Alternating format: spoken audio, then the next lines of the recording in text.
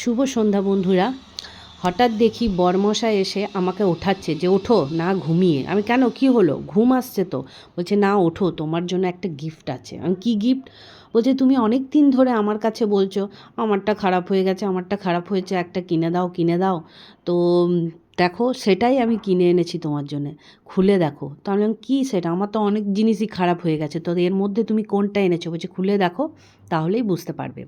তো যাই হোক, জোরে প্যাকেটটা খুলতে গিয়ে তো আমার প্রথমে নখটাই ভেঙে গেল। বলছি সামনে কার্তিক পূজা আর নখগুলো আমার একে একে ভেঙে যাচ্ছে, হাতটা শুদ্ধ দেখতে খারাপ লাগবে।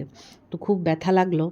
তো যাই হোক, ওই দিকে সাইড করে, ব্যথা সাইড করে আমি খুলতে লাগলাম। কী জিনিস আমাকে তো সেটা দেখতে হবে।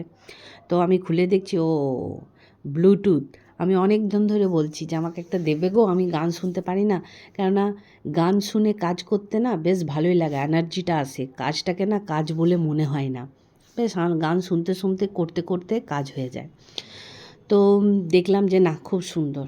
আগেরটাও সুন্দর ছিল, আগেরটার থেকে এটা আবার আরও ভালো। আর যা জোরে সাউন্ড, আপনি বেশ ভালোই লাগলো। এটা একদিকে আমার ডাইনিং টেবিলে থাকবে, গান হবে, আর এদিকে আমি শুনবো।